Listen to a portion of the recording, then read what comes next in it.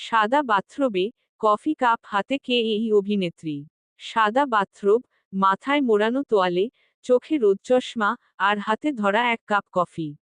এমন এক অলস, অথচ সাহসী ভঙ্গিমায় বারান্দায় বসে রয়েছেন ওপার বাংলার অভিনেত্রী রুকমা রায়। ছবিটি দেখে অনেকেই হয়তো ভাবছেন, কলকাতার বারান্দা কি এমন সাহসী ভঙ্গিমার জন্য উপযুক্ত? বাস্তব বলছে, না, কারণ ছবিটি কলকাতার নয়, জর্জিয়ার। সম্প্রতি জর্জিয়ায় ঘুরতে গিয়েছিলেন রুকমা। সেখানেই তোলা হয়েছে এই ছবি। ছুটিতে বেরিয়ে পড়ার সুযোগ পেলে নিজেকে আটকে রাখতে পারেন না তিনি। সঙ্গে থাকেন তার বান্ধবীদের গার্লস গ্যাং। এবারেও তাদের সঙ্গেই জর্জিয়া সফর সেরে ফিরেছেন অভিনেত্রী।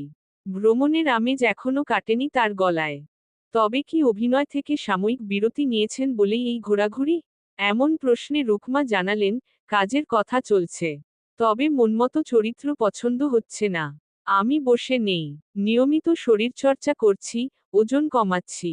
মঞ্চে বিভিন্ন জায়গায় অনুষ্ঠান করছি। অনেক দিন বাইরে যাইনি, তাই বেরিয়ে পড়লাম।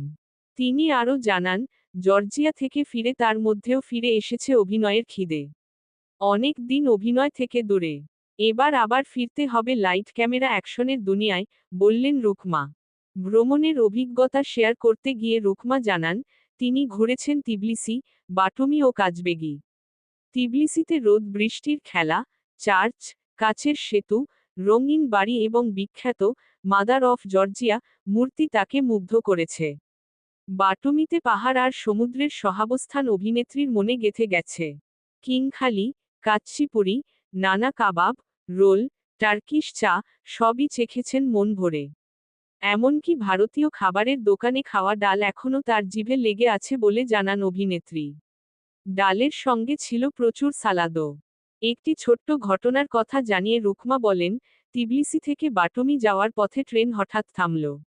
দেখি ট্রেনের গার্ড নেমে রুটি নিয়ে পথপশুদের খাওয়াচ্ছেন। শুধু একদিন নয়, প্রতিদিনই নাকি এমন করেন। আরও অনেকেই খাবার নিয়ে আসেন। বিষয়টা আমাকে গভীরভাবে ছুঁয়ে যায়। রুকমার এই সফর যেন শুধুই বেড়ানো নয়, বরং জীবনের প্রতি নতুন করে ভালোবাসা খুঁজে পাওয়ার গল্প।